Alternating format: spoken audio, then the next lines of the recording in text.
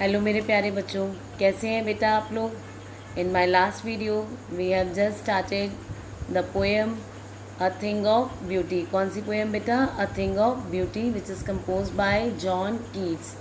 आप सब ने पढ़ा that this poem is really very beautifully compose by the poet, what's his name? Keats, John Keats, जिन्होंने किसके बारे में बताया है? The actual definition of beautiful thing, कि एक्चुअली ब्यूटी क्या है, he has defined. So let's continue with the third stanza. In the third stanza, what the poet is saying, that in spite of all the sufferings, बहुत सारी sufferings हैं इस world में, बहुत सारा पेन है, बहुत सारी अगलीनेस है, but in spite of those suffering and pain, some shape of beauty moves away the pall from our dark spirits. अब देखो पोएट क्या कह रहा है कि इतनी सारी पेन एंड सफरिंग्स के बावजूद भी some beautiful things remove the cover of sad feelings from our hearts.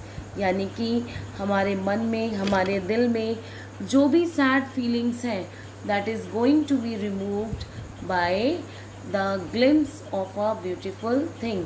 अगर हमें एक झलक मिल जाती है किसी सुंदर चीज़ की, हम किसी जिसे कह सकते हैं ब्यूटीफुल चीज़ हमेशा हमें रिलैक्स करती है, हमारे पेन में, हमारे सफरिंग में, हम कितने भी सैड क्यों ना हो, but the you can say if you are going to visualize the beautiful things, it always soothes our heart. For this he has just given the example of some beautiful things from natures. Yes, just continue. Such the sun, the moon, trees old and young, sprouting a shady boon. Now what the poet is saying, he has taken some example from the nature. उन्होंने कुछ examples लिए हैं, कहाँ से? Nature से। क्या क्या example लिए? उन्होंने बताया sun, moon, trees and you can say that young and old trees, जो कि बड़े और छोटे ट्रीज हैं, जो हमें क्या देते हैं बेटा? हमें क्या देते हैं? शेड देते हैं, हमें कंफर्ट देते हैं। फॉर सिंपल शीप, और सिंपल शिप किसके लिए? यहाँ पर बेटा आपको एक चीज़ बहुत ज़रूरी है जो आप समझें। यहाँ पर बेटा शीप जो पोएट ने एग्जाम्पल के रूप में लिया है, sheep is representing to both human being as well as animals. आपको पता है कि trees are beneficial for all the human beings as well as animals. दूसरी चीज़ बेटा, शीप को जो से कह सकते हैं कि बाइबल में भी ऐसा लिखा है that we all human beings are like sheep, and that almighty is, that God is shepherd who is just making us dance on his own tune. यानी कि हम सब उस ईश्वर के हाथ की कठपुतलियाँ हैं, जिसके द्वारा हम सब क्या है, जिसके ऑर्डर के अकॉर्डिंग हम लोग वर्क करते हैं। तो यहाँ पर शीप को किसके लिए सिंबलाइज किया गया है? ह्यूमन बींग्स को, इट मीन्स। और शीप का ही एग्जाम्पल क्यों लिया गया? Because it stands for innocency. Sheep को किसका एग्जाम्पल दिया जाता है? हम इनोसेंसी का, क्योंकि शीप बहुत इनोसेंट होता है, और हमारे ह्यूमन बींग के लिए यहाँ पर उसे स्टैंड कराया जा रहा है एज वेल एज एनिमल्स के लिए। यानी कि जितनी भी सुंदरता नेचर में है, जो ब्यूटीफुल चीज़ें हैं, उन्होंने बताया कौन कौन सी चीज़ें हैं वो। सन आपको पता है, अब हम उसकी ब्यूटी को कैसे काउंट करते हैं? Because it is giving a life, energy to all the human beings and all the living things. Okay, it is supporting the life of the earth. ये अर्थ की लाइफ को सपोर्ट कर रहा है। क्यों? क्योंकि एनिमल्स चाहे हों, चाहे पेड़ पौधे हों, चाहे ह्यूमन बींग्स हों, उन सबको किसकी ज़रूरत है? सनलाइट की ज़रूरत है। तो यहाँ पे सन क्या है बेटा? It stands for the true beauty. Now the another thing which the example has been given by the poet, the moon, trees, because they all are the giver. और यहाँ पे बेटा देखो नेचर में कितना अच्छा एक तालमेल है, एक रैपर्ट है, कि यहाँ पे हर चीज़ एक दूसरे को सपोर्ट करती है, हर चीज़ एक दूसरे के लिए कॉम्प्लीमेंट्री है। समझ में आया? ओके, तो बेटा इसी तरह से क्या है, सिंपल शीप का एग्जाम्पल दिया, शीप का एग्जाम्पल आपको बिल्कुल अच्छे से समझ में आ गया. These trees are also creating what? Creating a shadow, creating a you can say shade for the animals as well as for the young plants also. And such are daffodils. Now the poet is saying that daffodils, which is the flower, this is a kind of flower, is also flourishing under the shade of the trees in the deep forest. Okay, and with the green world they live in, यानी कि daffodils के flowers कहाँ हो रहे हैं बेटा, green world किसके लिए आया है, फॉरेस्ट के लिए, जंगल के लिए. जंगल में जहाँ ये डैफोडिल्स के फ्लावर खिल रहे हैं, they are also getting the shelter. Okay, and clear rills means the transparent water of the river. यहाँ पे जो छोटी नदी होती है, क्लियर सेंस किसको कर रहा है बेटा, clear is addressing to the transparency, यानी कि बिल्कुल क्लियर वाटर है किसका, उस छोटी नदी का. And they are just preparing, you can say that for themselves a cooling covert make against the hot season. So they are preparing a shelter, a shade for themselves by nourishing that covert and thicket. आपने देखा होगा जो नदी के किनारे किनारे जो जंगली घास उगी हुई होती हैं, जो बुशेस होती हैं, झाड़ियाँ होती हैं, तो जो रिवर है वो उनको क्या दे रही है, उनको वाटर दे रही है, उनको नरिश कर रही है. And in return what it is getting, नदी को क्या मिल रहा है in return, it is getting shade, it is getting the shelter against the hot season. यानी कि उन्हें भी तो, यानी कि देखो नेचर में बेटा कितना क्या है, गिव एंड टेक है. आप एक चीज़ दूसरे को दे रही है और दूसरी चीज़ पहले वाले को दे रही है. यानी कि अगर ट्रीज़ किसको, सन क्या है, ट्रीज़ को फ्लरिश कर रहा है, ठीक है. अगर सन ना हो तो क्या आपको लगता है कि पेड़ पौधे उग पाएंगे, नहीं. पेड़ पौधे किसको शेल्टर दे रहे हैं, ह्यूमन बींग्स को. ह्यूमन बींग्स और किसको प्रोटेक्शन दे रहे हैं, यानी कि कहीं ना कहीं समवेयर वो नेचर को गार्ड कर रहे हैं. हालांकि आजकल हम लोग we human being are just playing with the balance of environment. We are just not taking care of environment. We are just causing many you can say many ways we are adopting which is just very harmful for our environment. But still here the poet is saying that in nature everything is proving themselves boon for each other. वो एक दूसरे के लिए वो क्या है, वरदान सिद्ध हो रहे हैं, वो एक दूसरे को कॉपरेट कर रहे हैं. There is a good rapport in nature. आपको एक अच्छा तालमेल नेचर में देखने को मिलता है. फिर क्या कह रहे हैं, the mid forest brake rich with sprinkling of fair musk rose blooms. अभी बेटा पोएट यहाँ पे क्या कह रहा है, the poet is saying that they have been made more beautiful and grand by a sprinkling of blooming musk roses. यानी जंगल में जो मस्क रोजेस के फ्लावर खिले हुए हैं उनसे क्या है, एनवायरनमेंट में एक बहुत ही अच्छा ऑरा क्रिएट हो गया है, क्योंकि वो उनकी जो फ्रेगरेंस है वो एनवायरनमेंट को, नेचर को और ज़्यादा ब्यूटीफुल कर रही है. कैसे, because it is also symbolizing beauty and making the nature and beautiful and adding beauty in it. ये क्या कर रहे हैं, ऐड कर रहे हैं ब्यूटी इसमें.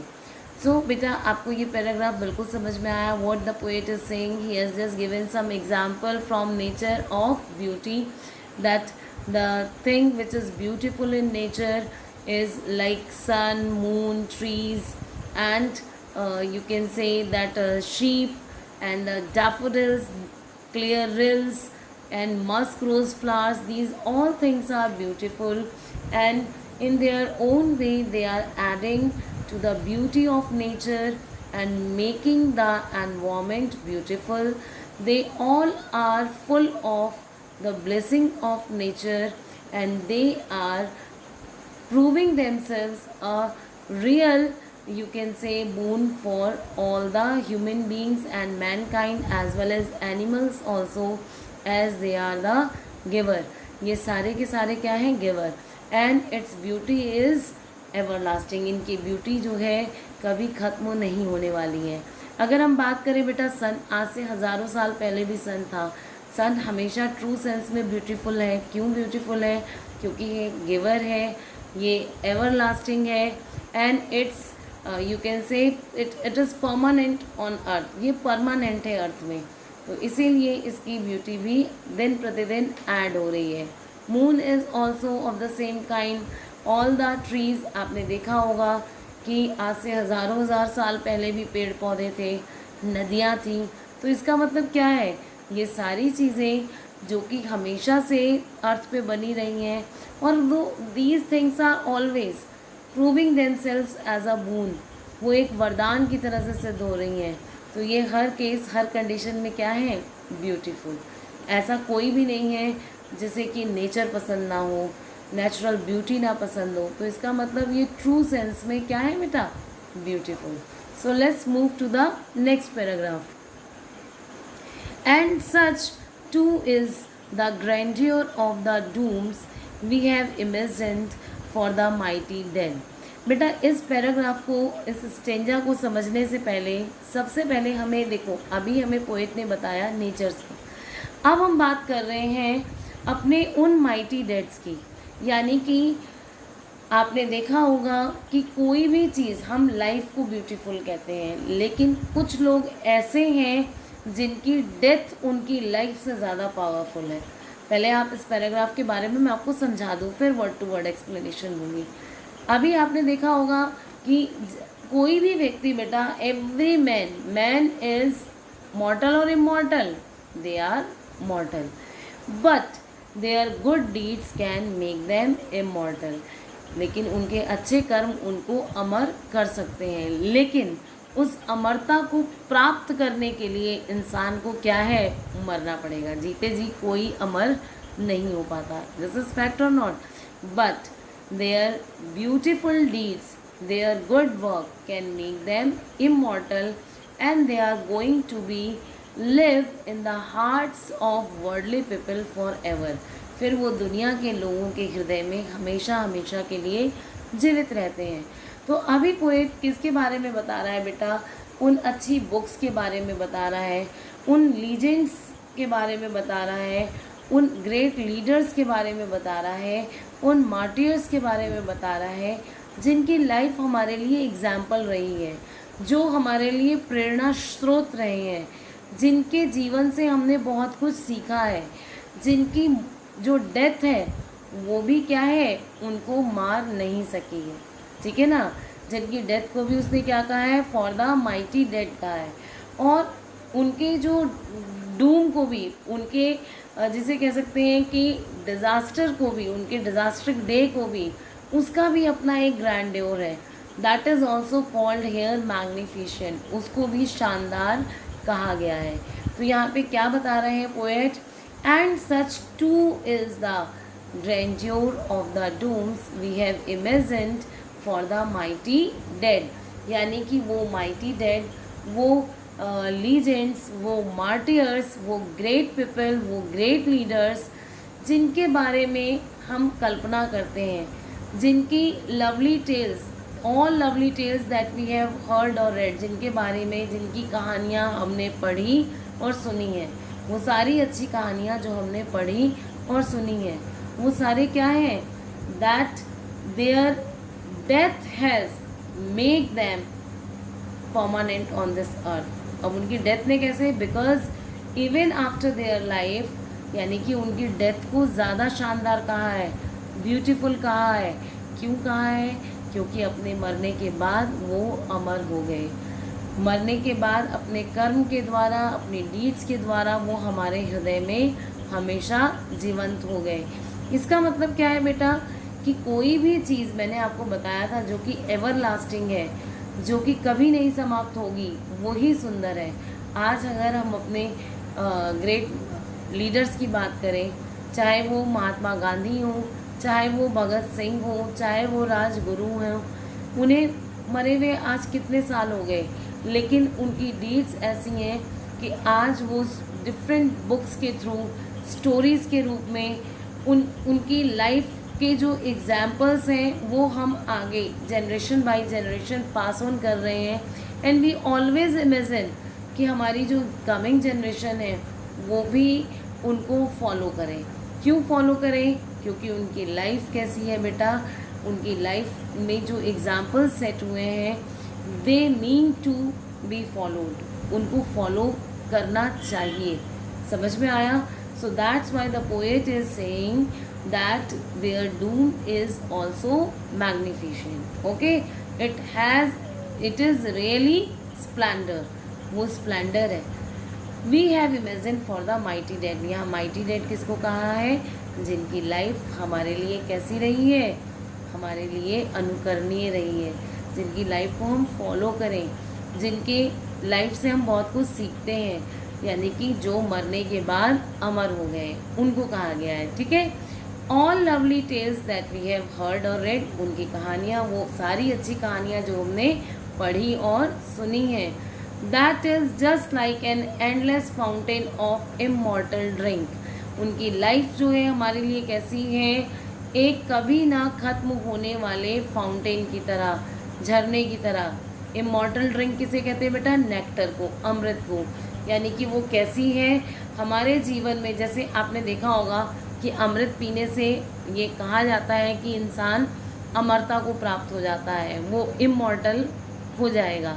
तो उसी तरह से अगर इन लोगों की लाइफ को हम फॉलो करते हैं, जो उनके प्रिंसिपल्स रहे उनकी लाइफ में, जो आइडियल्स रहे, if we are going to follow the same, definitely we are also going to be immortal. We are just going to be beautiful, we are going to be permanent on this earth. समझ में आ रहा है बेटा? तो यहाँ पर उनकी life को क्या कहा गया है? their life is just like their, you can say, the ideals which they have adopted in their life is just like endless fountain, okay, of nectar, of immortal drink pouring onto us from the heavens brink. अब यहाँ पे poet क्या कह रहा है कि वो हमारे ऊपर हमेशा शार कर रहे हैं अपनी ब्लेसिंग्स को.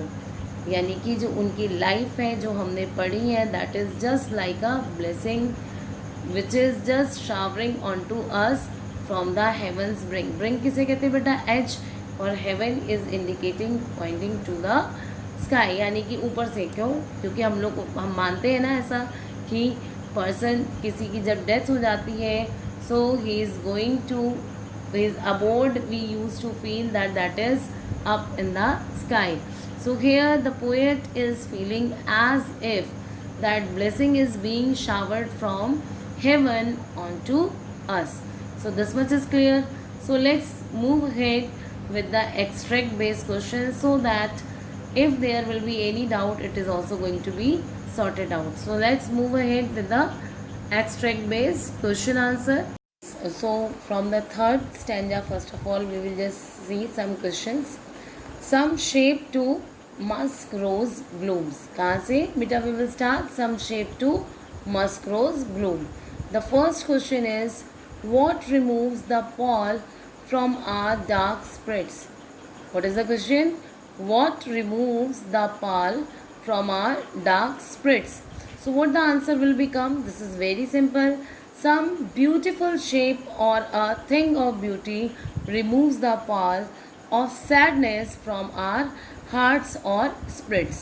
ठीक है, यानी कि हमारे स्पिरिट पे से अगर ये कवरिंग, ये पॉल कोई रिमूव करता है तो what is that? That is a thing of beauty, और you can say a glimpse of beautiful thing. ठीक है. Now the next question is, what sprouts a shady boon for sheep and how? I repeat the question. What sprouts a shady boon for sheep and how? So the old and young trees sprouts to make a green covering. ठीक है ना? That old and young trees is there to provide a covering, or you can say shelter, to the that innocent sheep, ठीक है ना, जो sheep को covering और shelter कौन प्रोवाइड कर रहा है? Trees. It is just serving as a shelter for them. Now next question is, how do daffodils and rills enrich the environment? I am repeating my question.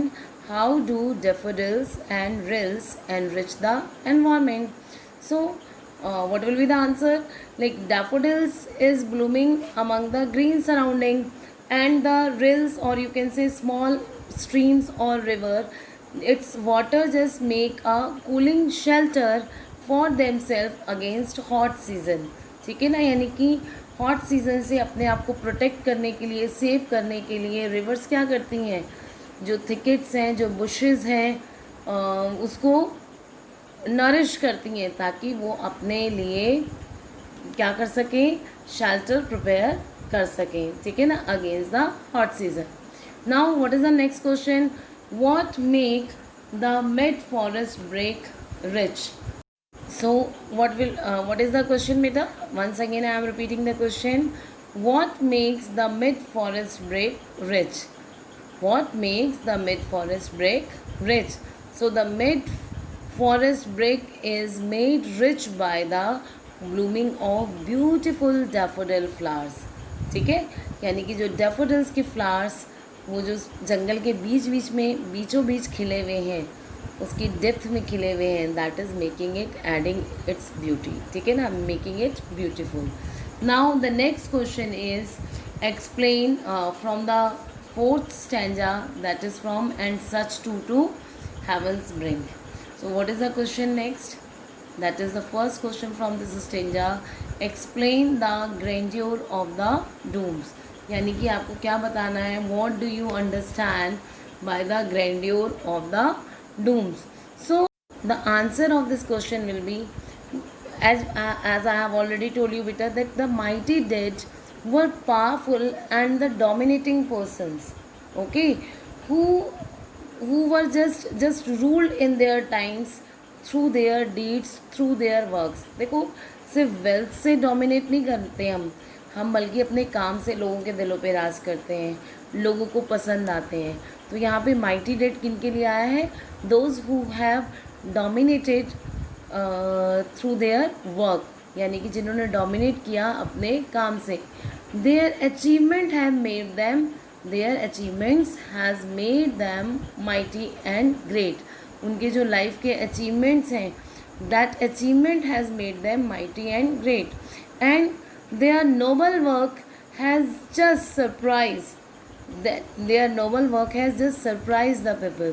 So whatever we have imagined that such mighty dead forefathers will attain more grandeur on the doomsday, यानी कि जो हमारा doomsday होता है उस अवसर पर, उस ओकेज़न पर जो अचीवमेंट्स, यानी कि मरने के बाद जो उनको अमरता मिली है, क्योंकि कहीं ना कहीं as they have that their, you can say, when they meet to the end of their life, basically that is the start of their life, because since then they become immortal. समझ में आया? So that's why the poet is saying grandeur of the dooms, यानी कि उन्होंने dooms day को भी कैसा बताया है बेटा? ग्रैंड्योर बताया है। समझ में आ गया? लिख लेंगे इसका answer. Now the next question is, what is the thing of beauty mention in these lines, यानी कि इन लाइन्स में क्या क्या चीज़ों को ब्यूटीफुल मेंशन किया गया है? Simple, what things, like the lovely tales of mighty men, or you can say what is there, the great peoples, the martyrs, they have been mentioned. You can simply write the lovely tales of mighty men are mentioned here as the beautiful thing.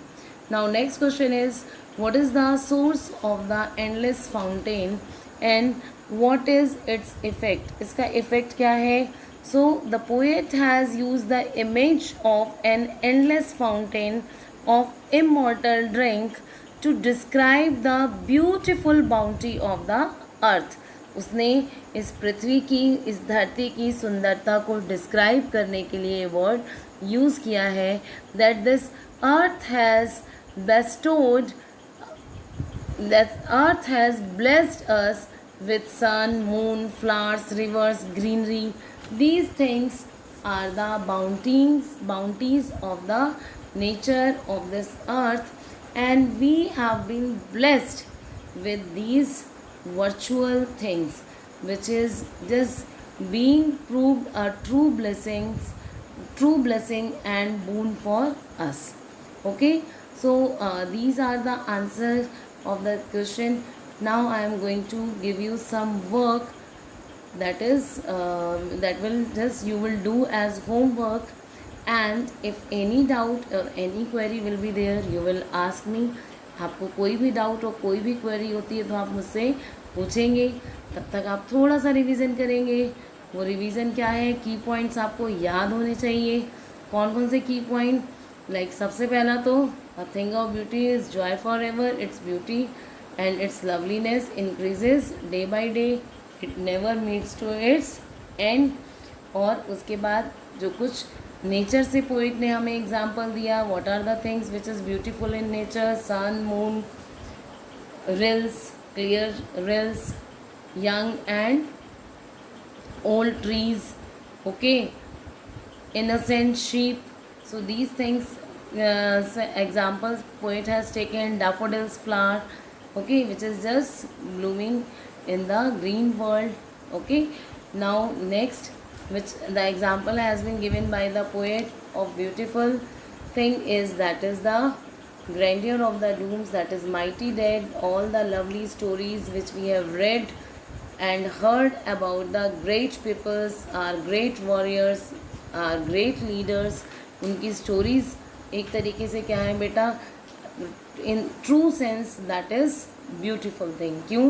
क्योंकि वो कभी नहीं ख़त्म होंगी, वो ever lasting है। आपने देखा होगा, चाहे लॉर्ड रामा हो, लॉर्ड कृष्णा हो, इनकी स्टोरीज़ हम बचपन से सुनते आ रहे हैं, ये आगे भी चलती रहेंगी, ये हमारी हिस्ट्री का पार्ट है बेटा। और इनकी जो प्रिंसिपल्स रहे, जो इनके आइडियल्स रहे, जो भी इन्होंने लाइफ में अपने फॉलो किया, तो इनकी लाइफ हमारे लिए क्या है, एक ट्रू एग्जाम्पल है। दूसरा एग्जाम्पल हम ले सकते हैं भगत सिंह का, चंद्रशेखर आज़ाद का।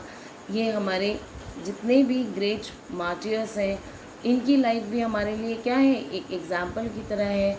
तो इनकी लाइफ भी, इनको भी हम क्या कह सकते हैं, they are beautiful in true sense. तो अभी हमने पढ़ा कि पोएट ने किस तरह से डिफ़ाइन किया किसको, ब्यूटी को। पोएट कौन थे, जॉन कीट्स। तो बेटा आप इसे ज़रूर पढ़ेंगे, अच्छे से रिवाइज़ करेंगे, और अगर कोई भी क्वेरी है, कोई भी डाउट है तो मुझसे ज़रूर पूछेंगे। अब हम मिलेंगे बेटा नेक्स्ट वीडियो में एक नई पोएम के साथ। Most probably I am going to teach you the next poem, that is aunt Jennifer's tiger. उसे नेक्स्ट वीडियो में शुरू करेंगे। Till then keep with your learning, enjoy your learning, and whatever doubts will be there, just drop it in the WhatsApp group or in the comment box. Thank you. Have a good day.